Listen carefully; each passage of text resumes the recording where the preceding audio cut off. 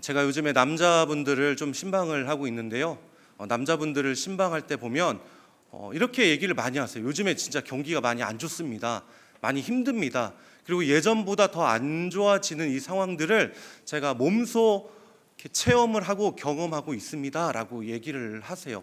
그래서 남자분들을 이렇게 만나다 보면은 양쪽에 이 감이 있어요. 양쪽 어깨에 감이 있습니다. 하나는 뭐냐면 이 직장을 다니는 직장인으로서의 부담감이 있어요.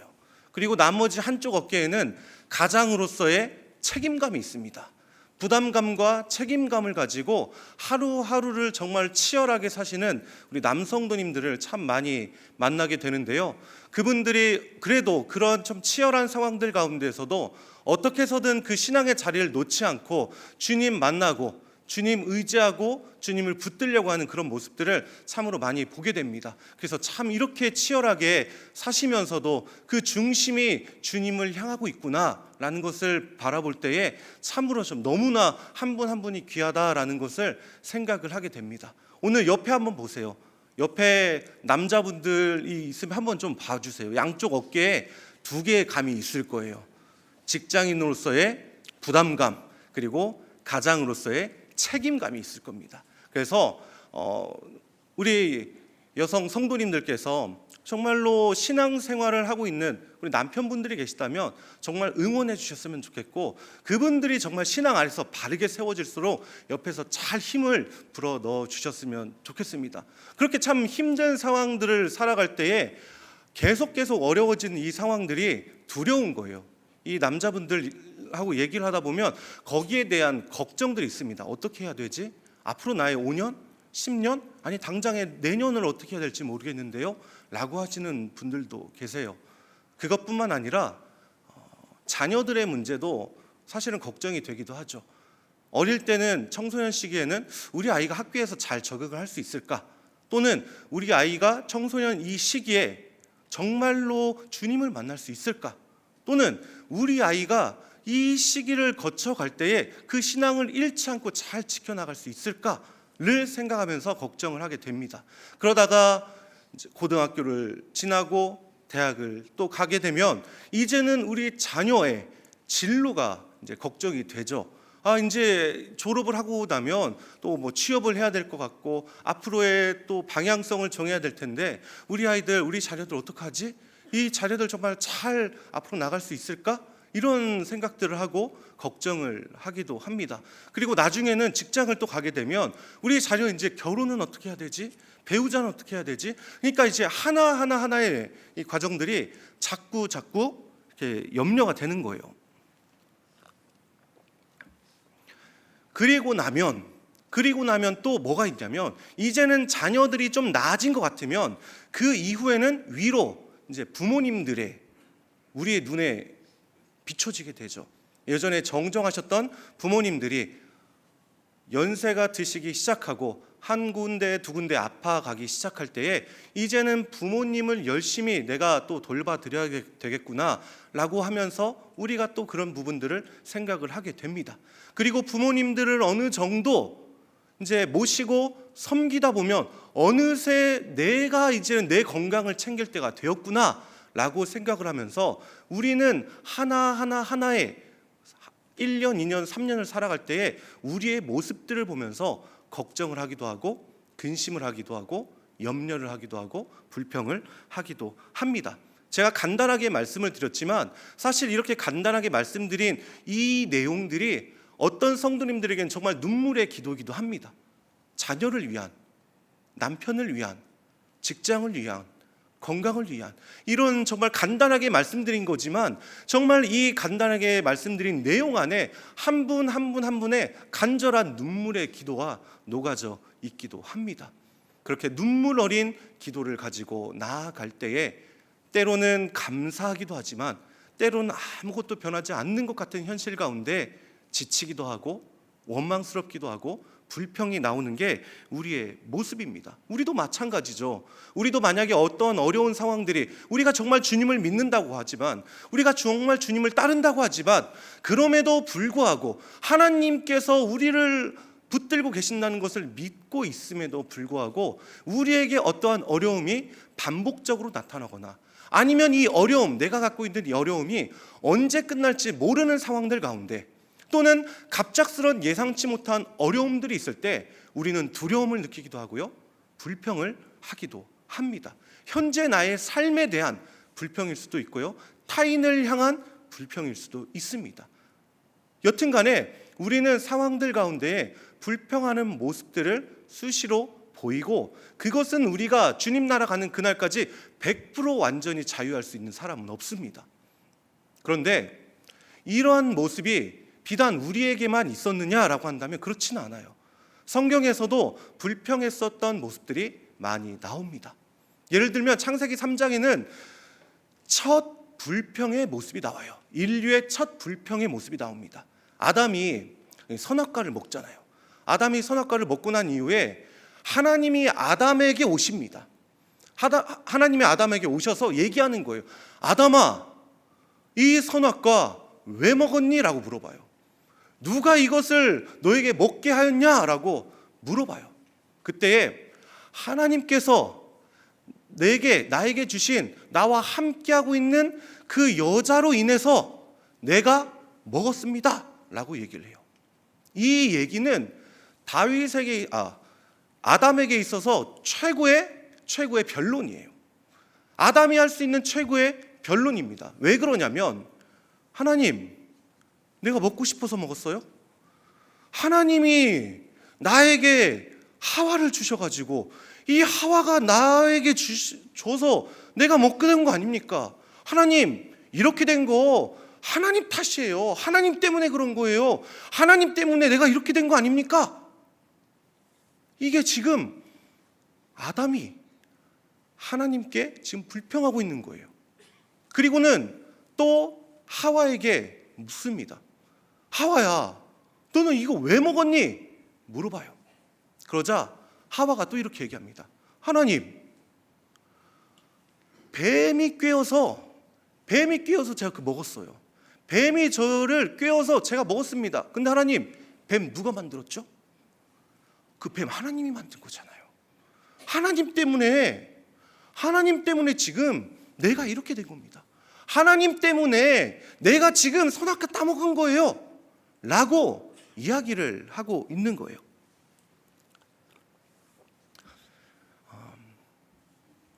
그렇게 이야기를 하는 내용들을 잘 살펴보면 우리는 좀 한 가지 이 불평이 무엇인지를 알 수가 있습니다. 이 한 가지 이 불평의 특징이 뭔가 했더니, 이 불평은 책임전가예요. 책임전가. 불평은 책임전가입니다. 너 때문에 그래. 뭐뭐 때문에. 이게 책임전가이기도 하고 불평의 핵심인 거예요. 여기 계신 분들 중에 뭐 때문에 그래, 이것 때문에 그래, 저것 때문에 그래, 김 집사님 때문에 그래, 이런 남편 때문에 그래, 아내 때문에 그래 라는 표현을 혹여나 지금 많이 하고 계시는 분들이 계시다면, 그분들은 스스로 점검할 때, 야, 내가 지금 영적으로 위기의 시간이구나, 위태로운 때구나 라는 것을 우리 스스로 점검해 봐야 됩니다. 내가 다른 사람에게 자꾸 탓을 한다면, 어떤 뭐 때문에 그래 라고 한다면은 우리 스스로 점검해야 돼요. 지금 그게 우리 스스로 점검할 수 있는 영적인 지금 위기 상태구나 라는 것을 우리가 알 수 있어야 돼요. 옆에 이렇게 삿대질을 하시는데 너무 자연스러운 분들이 있거든요. 그분들이 진짜 위험하신 분들이에요. 너 때문에 그래, 쟤 때문에 그래 라고 혹시나 하고 있다면, 여러분들의 삶 가운데 지금, 또는 저의 삶 가운데 무엇이 많을 수 있냐면 불평이 가득한 그 모습이 있을 수 있습니다. 그런데 이 불평이라는 것은 때문에 라고 어떠한 책임 전가이기도 하지만, 이 불평은 특징이 하나가 더 있어요. 그것은 뭐냐면 확산된다라는, 확산. 이 불평하는 사람은 어찌 보면 믿음이 되게 좋은 사람이에요. 이게 무슨 말이냐면, 불평한다는 거는 너 때문에 그래를 떠나서, 이것 때문에 그래를 떠나서 미래에 아직 일어나지 않은 일을 내 삶에 끌어와서 그게 내가 진짜로 경험하는 것 같이 그것을 누리고 있는 사람이에요.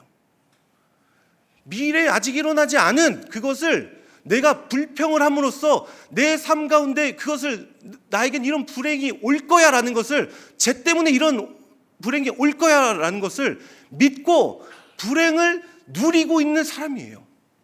그렇기 때문에 어떠한 이것에 있어서 자꾸 불평을 하는 사람들이 있다라고 한다면 그분은 믿음이 되게 좋으신 분이에요. 우리가 생각하는 하나님을 향한 믿음이 아니라 미래에 일어나지 않을 것을 믿는 믿음이 굉장히 좋은 사람입니다. 변질된 믿음인 거죠. 저는 여기에 계신 성도님들이 변질된 믿음이 아니라 살아계신 하나님을 볼 수 있는 우리 귀한 성도님들이 되시기를 주님의 이름으로 축복합니다. 한 부부가 있다라고 생각해 보세요. 한 부부가 있는데 이 부부가 이제 있을 때 항상 마음이 맞을 수는 없잖아요. 아내가 힘든 거예요. 남자분하고 이렇게 사는 게 너무 힘든 거예요. 그래서 이 나의 삶을 다른 누구에게 얘기하는 거예요. 아, 우리 남편 왜 이러는 거야? 우리 남편 왜 이러는 거야? 우리 남편이 자꾸 이래 라고 얘기한다면 그분은 지금 이것을 남편에 대한 부분을 지금 불평을 하고 있는 거죠. 그 자꾸 불평을 한다는 건 뭐냐면, 나는 예전에는 잘 됐을지 몰라도 남편을 만나서 망했어. 앞으로 이 남편하고 사는 나는 행복하지 않을 거야. 앞으로 이 남편과 사는 나는 어떤 일이 있어도 행복하지 않고 난 불행할 거야. 이게 불평인 거예요. 끌고 와서 불행을 누리는 삶, 이게 불평입니다. 때문에 또는 끌고 와서 누리는 것, 이것들을 우리는 불평한다라고 이야기할 수가 있습니다. 우리의 이러한 불평이 우리 가운데는 없을까요? 하루하루를 살아가시다 보면 불평이 없는 하루가 과연 있을까요? 불평이 횟수가 적긴 해도 우리가 불평으로부터 완전히 자유하기는 어렵습니다. 때로는 현실에 대한 어려움이 있을 때에 하나님 좀 이것 좀 해결해 주시면 제가 불평이 사라질 것 같은데요. 하나님 이 부분이 좀 뭔가 해결책이 있으면 제가 불평이 사라질 것 같은데요 라고 우리가 생각할 수도 있습니다. 근데 과연 그럴까요? 과연 그럴까요? 이스라엘 백성들의 모습을 보면서 우리를 좀 점검해 볼 수 있었으면 좋겠습니다. 오늘 본문 1절을 보면 여호와의 말씀대로 이스라엘 백성들이 하나님의 말씀대로 신광야를 떠나서 르비딤에 이르렀다라고 얘기를 해요. 신광야를 떠나서 르비딤에, 광야길을 걸어가야 돼요. 광야길을 걸어가야 됩니다. 여러분, 광야길을 걸어가다 보면 뭐 옆에 가축들도 있고 자녀들도 있고 내 몸도 끌고 가야 되니 얼마나 지치겠어요. 얼마나 힘들겠어요. 얼마나 목이 마르겠습니까? 목이 마른 상황들 가운데 내 옆에 차고 있는 물주머니의 양이 조금씩 줄어든다라고 생각해 보세요. 근데 어떠한 명확한 목적지가 없고 명확한 그것을 해결할 수 있는 것이 보이지 않는 그런 상황이라고 생각해 보십시오. 그런데 저기 앞에 르비딤이 있는 거예요. 그 르비딤에 가면 뭔가 해결될 것 같은 거예요. 왜냐하면 르비딤은 그때 당시 우물이 많이 있기로 유명한 곳이었거든요. 우물이 많은 곳으로 유명한 곳이 르비딤이었습니다. 그러니까 르비딤을 가면 사람들은 생각하는 거예요. 아, 나의 이 목마름이, 나의 이 갈증이 해결되겠지. 하나님께서 그래도 여기까지 인도해 가셨으니까 저기까지 가면 내 문제와 어려움들이, 내 상황들이 해결되겠지라고 얘기를 하고 생각을 하면서 가겠죠. 그리고 도착합니다. 그런데 오늘 성경을 보면 물이 없었다라고 얘기를 해요. 하나님의 말씀대로 갔잖아요. 구름과 불기둥을 따라갔잖아요. 그리고 우물이 많이 있는 그곳에 갔는데 결론적으로 나온 결과는 뭐냐면 물이 없는 상황인 거예요. 그걸 보고 이스라엘 백성들이 두려움도 있겠죠. 걱정도 되겠죠. 그리고 그것을 불평하기 시작합니다. 모세에게 이야기해요. 우리에게 물을 달라. 우리에게 물을 달라라고 얘기를 합니다. 그리고 3절에서는 또 이렇게 얘기해요. 3절, 17장 3절 저와 여러분이 함께 읽겠습니다. 거기서 백성이 목이 말라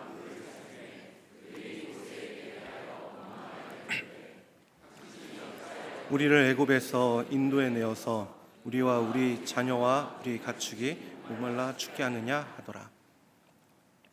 여러분, 이 본문을 잠깐만 띄워주시겠어요? 이 본문을 보면 이 불평의 특징들이 다 나와 있어요. 한번 보세요. 당신이 어찌하여 우리를 애굽에서 인도에 내었습니까? 탓하고 있습니다. 하나님, 이거 하나님 탓 아닙니까? 하나님, 기껏 왔는데 이게 뭡니까? 하나님 탓하고 있습니다. 두 번째로 이렇게 얘기하죠. 우리 자녀와 우리 가축이 목말라 죽게 되었다라고 얘기합니다. 일어나지 않은 일이에요. 일어나지 않은 걸 미리 가져와서 저 이제 죽을 것 같아요. 난 이제 죽는 거야. 난 이제 죽음밖에 남은 게 없어. 이것을 가져와서 지금 그것을 마음껏 불행이라는 걸로 누리고 있는 모습이 나타납니다. 이게 불평인 거예요. 이게 불평이에요. 탓을 하고 끌고 와서 그것을 불행으로 누리는 것, 이것이 바로 불평입니다. 그런데 한번 생각해 보십시오. 이스라엘 백성들이 한번 출애굽기를 전체를 한번 살펴보세요. 성경 전체를 한번 살펴보십시오. 이스라엘 백성들이 목이 말라서 물이 없어서 죽은 적이 있는지 한번 성경을 살펴보십시오. 성경은 명확하게 얘기합니다. 단 한 명도 목이 말라서 죽은 사람이 없다라는 것을 성경은 우리에게 증언합니다. 이스라엘 백성들 하나님이 어떻게 인도해 가셨습니까? 낮에는 무슨 구름으로 인도해 가셨죠? 낮에는 구름 기둥, 밤에는 불 기둥, 새벽에는 무엇을 주셨나요? 만나를 주셨습니다. 저녁 오후에는 뭘 주셨죠? 메추라기를 주셨어요. 단 한 번도 하나님은 이스라엘 백성들에게 있어서 양식을 끊은 적이 없으셨고 목이 말라서 죽게 하신 경우가 단 한 번도 없었습니다. 그런데 그것을 매일매일 매 순간순간 아침 저녁으로 하루 종일 낮과 밤으로 보고 경험하고 느끼고 있음에도 불구하고 내가 원했던 그 리비딤에서 물이 없을 때에 우리가 죽게 되었습니다. 우리가 목말라 죽게 되었습니다. 지금 하나님께 불평하고 있습니다. 제가 최근에 한 부부를 만났습니다. 한 6개월 정도 된 임신을 한 그 부부를 제가 만났어요. 그분들께 제가 이렇게 말씀을 드렸습니다. 우리 남자 성도님, 우리 혹시 아내가 뭔가를 자꾸 요청을 하더라도 힘들고 때로는 귀찮을 수 있지만 꾹 참고 기쁨으로 잘 섬겨주십시오라고 얘기를 했어요. 그리고 아내분께는 이렇게 말씀드렸습니다. 성도님, 남편분이 하다 보면 잘하는 것도 있지만 때로는 하나하나 놓칠 때도 있습니다. 그러면 그 하나 놓친 거 가지고 꼬투리 잡지 마시고 그동안 잘했던 10가지를 먼저 생각하십시오 라고 제가 말씀을 드렸어요. 우리 성도님들, 잘한 10가지를 먼저 생각하시고 꼬투리를 좀 잊으셨으면 좋겠습니다. 왜냐하면 신앙 가운데 우리의 모습이 이런 모습이 있기 때문에 그래요. 10번 잘해도 한 번 못하면 우리는 그 한 번 못한 게 자꾸 마음에 남는 거예요. 10번 잘해도 한 번 실수하면 그 한 번 실수가 자꾸 남는 거예요. 근데 이게 사람 관계에서만 끝나는 게 아니라 신앙에서도 그렇다는 거예요. 하나님과의 관계에 있어서도 그렇다라는 겁니다. 왜냐하면 하나님께서 우리에게 더해 주신 은혜가 참 많아요. 한번 받은 복을 세어 보십시오. 그러면 찬송가의 고백과 같이 크신 복을 우리가 알게 돼요. 그런데 하나님, 10가지 은혜 감사한데요, 이거 안 해주셨는데요, 제가 원하는 이거 아직 안 해주셨는데요, 하나님 10가지 은혜, 그건 저쪽 이제 치워놓고 이거 말이에요. 이거 라고 우리도 하나님께 불평하고 때로는 하나님께 그런 것들을 원망하면서 나아갈 때도 있습니다. 저는 오늘 이 밤이 우리가 하나님께 불평거리를 찾는 것이 아니라 불평조차 감사함으로 바뀌어지는 이 시간이 되기를 주님의 이름으로 축복합니다. 그런데 여러분, 이렇게 이스라엘 백성들이 불평하거든요. 정말 많이 불평합니다. 앞으로 그리고 이 애굽에서 나온 출애굽한 이후에 40년의 시간은 어떻게 보면 죄의 역사예요. 맨날 죄를 짓는 모습밖에 안 나타납니다. 오늘도 역시 마찬가지죠. 하나님을 원망하고 하나님께 불평하고 하고 있는 이 상황들 가운데서 하나님이 어떤 반응을 보이셨냐라는 거예요. 하나님이 이렇게 원망하는 이스라엘 백성들을 볼 때에 이스라엘 백성들에게 진노하지 않으세요. 이스라엘 백성들에게 화를 내지 않습니다. 저 같으면 땅을 흔들리게 하든지 우레를 바라든지 뭔가를 해서 겁을 주거나 내가 이렇게 했는데 너희는 그거밖에 안 돼? 라고 얘기할 것 같은데 하나님은 그렇게 하시지 않으세요. 오히려 모세를 불러서 차분하게 말씀하십니다. 출애굽기 17장 5절 6절 말씀 함께 읽도록 하겠습니다. 여호와께서 모세에게 이르시되 백성 앞을 지나서 이스라엘 장로들을 데리고 나일강을 치던 네 지팡이를 손에 잡고 가라. 내가 호랍산에 있는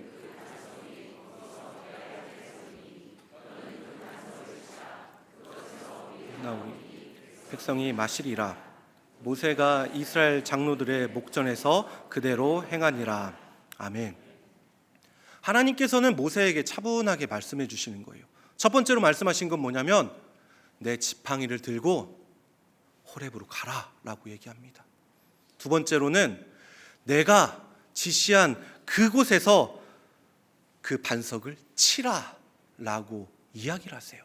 그리고 모세가 하나님의 말씀에 순종하여서 그 반석을 칠 때에 그 반석에서 물이 나와서 이스라엘 백성들이 물을 마시게 되었습니다. 여러분, 3,500년 전 이야기예요. 지금 우리가 같이 나누었던 이야기는 3,500년 전 이야기입니다. 그렇다면 이 3,500년 전 이야기가 지금 3,500년이 지난 우리에게는 무슨 의미가 있냐라는 거예요. 여기 계신 분들 광야 가서 배낭여행 가서 이렇게 힘들어하실 분 안 계시잖아요. 광야에서 사실 분들 안 계시잖아요. 그러면 이 말씀이 지금을 살아가는 우리에게 있어서는 과연 뭘 의미하냐라는 거죠. 첫 번째는 하나님은 미리 준비하신 하나님이라는 거예요. 사실 오늘 모세가 친 이 반석은 모세가 오늘 처음 간 곳은 아니에요. 모세가 양을 칠 때에 아직 이스라엘 백성을 이끌고 나오기 전에 양을 칠 때에 모세가 갔던 산이 호렙산이었습니다. 호렙산. 그곳에서 불이 붙지 않은, 그러니까 불에 타지 않는 이 떨기나무를 봐요. 그 떨기나무를 봤던 그곳이 바로 호렙산이에요. 그리고 그 호렙산에서 모세는 하나님이 지시한 그 바위를 그냥 지나갔을지 모릅니다. 그냥 지나쳤을 수도 있어요. 어떠한 의미도 갖지 않고 그냥 지나쳤을 수도 있습니다. 그런데 하나님은 아니라는 거예요. 우리는 그냥 지나칠지 모르지만 하나님은 이스라엘 백성들 가운데 마실 물을 내게 할 그 바위를 미리 준비하셨다는 거예요. 이스라엘 백성들이 마실 그 바위를 미리 생각하고 준비하고, 그래서 모세가 그 반석으로 가라라고 할 때 모세는 바로 갈 수가 있었던 거예요. 내가 말하는 그 반석으로 가라라고 할 때 모세는 아는 거예요. 거기구나. 우리는 그냥 지나칠지 모릅니다. 하지만 하나님은 우리보다 앞서서 항상 미리 준비하시는 분이심을 믿으시길 바랍니다. 때로는 우리가 기도하죠. 하나님, 왜 안 들어줘요?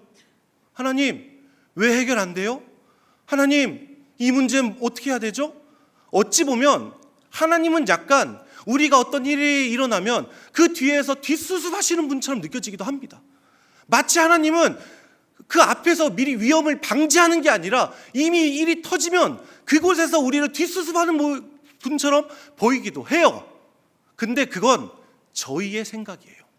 하나님은 항상 우리보다 앞서서 미리 준비하시고 우리를 인도하시는 분이심을 믿으시기를 바랍니다.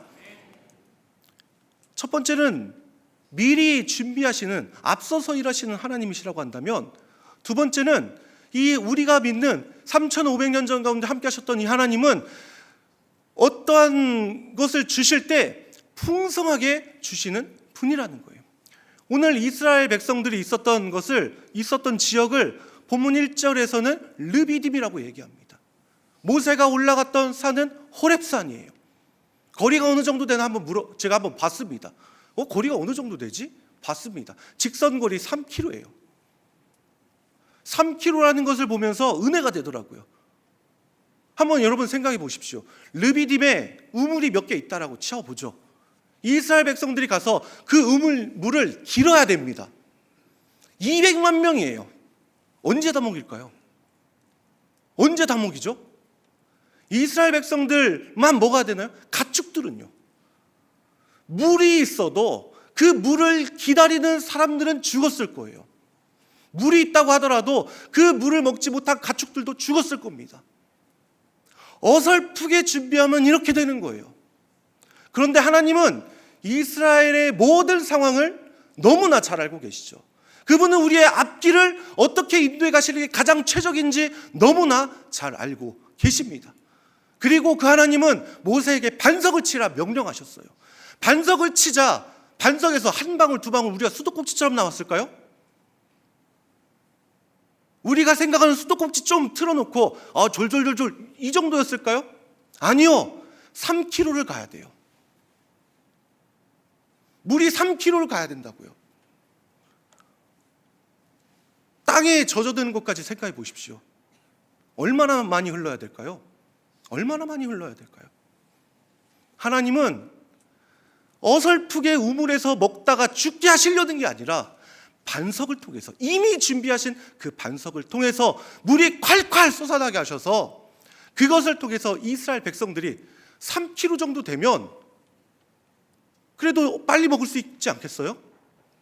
그렇게 이스라엘 백성들의 이 물의 문제를 해결해 주셨다라는 거예요. 여러분, 이런 분이 바로 우리의 하나님이십니다.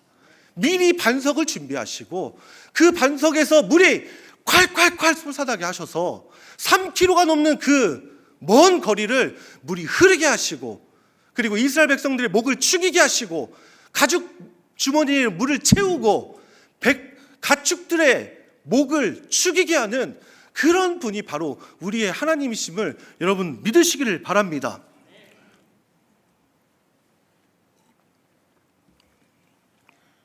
제가 군대에 있을 때에 신앙생활을 그렇게 열심히 했다라고 제가 말씀을 드릴 수는 없을 것 같아요. 그런데 그래도 나중에 목사가 돼야지라는 그런 마음을 가지고 군대에서의 회식 문화가 좀 많이 있는데 그래도 좀 술을 먹지 않으려고 좀 노력을 했습니다. 그런데 군대에서는 기본적으로 많은 이렇게 문화가 술 문화예요. 이 술 문화에서 제가 술을 먹지 않으니까 저는 제일 그 자리에서 제일 분위기 깨는 사람이고 제일 그 자리에서 필요가 없는 사람이었던 거예요. 그래서 회식이 있을 때만 항상 저는 대개 근무를 섰습니다.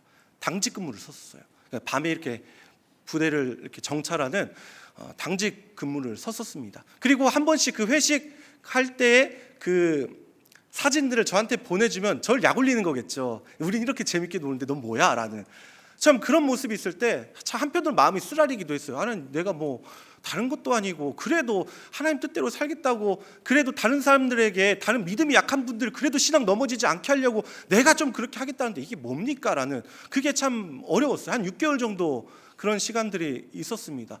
그러면서도 터덜터덜 하면서 하나님께 좀 불평했었어요. 하나님, 이게 뭐죠? 라는 그런 불평을 했었던 시간이 있었습니다. 그런데 하나님께서는 그 불평 가운데도 잠잠하신 거예요. 여기 계신 분들 불평하셔도 하나님 잠잠한 거 많이 경험해 보셨잖아요. 저도 그런, 아무리 불평하고 기도하고 뭘 해도 잠잠하시더라고요. 그런데 어느 날 한 회식에서 저를 부르는 거예요. 그 회식 자리에 제가 그냥 깍두기로 간 것 같은 느낌이었어요. 그렇게 갔지만 그곳에서 하나님이 뭔가를 예비하셨어요. 뭘 예비하셨냐면 이 술을 마신 분들의 지갑과 카메라를, 핸드폰을 저하게 예비해 두셨더라고요. 술을 마시고 흥청망청 술을 마셨던 분들 어떻게 해야 돼요? 다 잘 안전하게 귀가할 수 있도록 이렇게 해드려야 되잖아요. 그렇게 하고 나니까 그곳에는 하나님이 예비하신 핸드폰과 지갑과 카메라가 있는 거예요. 그것을 다 수거해서 다음날 다 주었습니다. 그분들에게 다 줬어요. 그렇게 다 주니까 그 회식 자리에서 저는 가장 쓸모없는 사람이었는데 하나님 그걸 바꿔주시더라고요. 얘는 앞으로 우리가 회식할 때 반드시 있어야 될 사람으로 바꿔주시더라고요. 우리가 불평하고 때로는 하나님 뭡니까? 하는 그 가운데도 예상치 못하는 그것들을 통하여서 예비하시고 준비하시고 풍성하게 바꾸시고 채워주시는 분이 하나님이심을 믿으시기를 바랍니다. 여러분, 저는 앞서 불평에 대해서 말씀드렸어요. 불평이라는 게 뭘까라고 할 때에 뭐뭐 때문에 어떠한 다른 사람을 이렇게 때문에 라고 하는 이러한 모습들이 불평이다라고 얘기했고, 이 불평은 확산되는 그런 성향이 있어서 미래에 아직 일어나지 않은 것을 자꾸 억지로 끌고 와서 그 불행을 마음껏 누리려고 하는 것이 바로 이 불평이다라고 말씀을 드렸습니다. 그런데 이런 모습이 우리에게도 지금 나타날 수도 있고 앞으로 나타날 수도 있습니다. 하나님의 말씀을 쫓아 살아간다고 불기둥과 구름기둥을 쫓아가지만 우리에게도 우물이 텅 빈 르비딤이 경험될 수도 있어요. 하나님을 쫓아간다고 나아가지만 우물이 정말 바싹 말라서 한 방울도 남지 않은 그러한 상황들을 우리가 겪을 수도 있습니다. 하지만 그 가운데 우리의 마음과 생각을 지켜주셔서 하나님께서 정말로 그 마음과 생각이 다시금 주님께 향할 수 있도록 저는 하나님께서 붙들어 주실 줄 믿습니다. 마귀는 이렇게 얘기할 거예요. 하나님에게 받은 10가지를 생각하지 말고 지금 너의 상황 가운데 부족한 것 같은 그거 하나를 자꾸 집중해라고 얘기할 겁니다. 마귀는 10가지의 은혜는 좀 저쪽에 내버려 두고 너 지금 이거 있잖아, 이거에 집중해라고 얘기할지 모릅니다. 그렇게 하면서 자꾸 우리 마음 가운데 불평이 싹트게 할지도 몰라요. 그런 불평이 싹틀 때마다 우리는 뭘 해야 될까요? 바로 감사입니다. 감사예요. 감사. 일상의 감사요. 감사도 불평과 원리가 같습니다. 감사도 불평과 원리가 같아요. 일상의 감사를 큰 걸로 하지 마시고 하루에 10개씩 감사한 걸 저한테 누군가 물어봤을 때 제가 맨 처음에 당황스러웠어요. 10개를 어떻게 바로 말하지? 근데 우리에게 볼 수 있는 것도 하나님 때문입니다. 걸을 수 있는 것도 하나님 때문입니다. 오늘 우리가 예배 자리에 올 수 있는 것도 하나님 때문입니다. 나에게 함께 신앙생활을 할 수 있는 믿음의 동역자가 있는 것은 하나님 때문입니다. 때문에가 불평의 때문에가 아니라 감사의 때문에가 되기를 주님의 이름으로 축복합니다. 또한 이것은 자꾸 확산돼요. 이 감사도 자꾸 확산됩니다. 여러분, 일상의 감사를 한번 누려보세요. 일상의 감사를 누리면 이 감사는 자꾸 확산됩니다. 하나님, 제가 지금 가정이 사실 너무 힘들어요. 정말 힘든 분들 많거든요. 하나님, 제가 정말 우리 자녀, 정말로 이 자녀 생각할 때 부모님들은 그렇잖아요. 자녀가 아픈 모습이 너무 마음이 아픈 거잖아요. 하나님, 이 자녀 때문에 너무 마음이 아픕니다. 힘듭니다. 하나님, 저 갑작스럽게 예상치 못한 이러한 건강의 문제로 저 진짜 어떻게 해야 될지 모르겠습니다. 우리 교회에 보면 아프신 분들이 되게 많아요. 어찌 보면 옆에 계신 분이 지금 오늘의 하루를 은혜를 구하는 환우분이실 수도 있습니다. 그러한 분들이 우리 가운데 있을지도 모르겠어요. 그런데 하나님, 제가 이렇게 힘들고 어렵지만 그럼에도 하나님께서 나를 선하게 인도해 주실 것을 믿기에 감사합니다. 이게 감사의 확산이에요. 하나님, 지금 내 앞길이 막막하고 두렵고 어떻게 해야 될지 모르지만 주의 지팡이와 막대기로 나를 안위하시고 쉴만한 물가로 인도하실 것을 믿기에 내가 감사합니다. 여러분, 그래서 불평의 원리가 감사의 원리로 바뀌어서 하루하루 감사로 나가기를 소망합니다. 그래서 어떤 분이 그러시더라고요. 감사는 훈련이라고. 감사는 은혜 받으면 감사가 나오는 게 아니라 감사할 때 은혜가 생긴다라고 얘기하더라고요.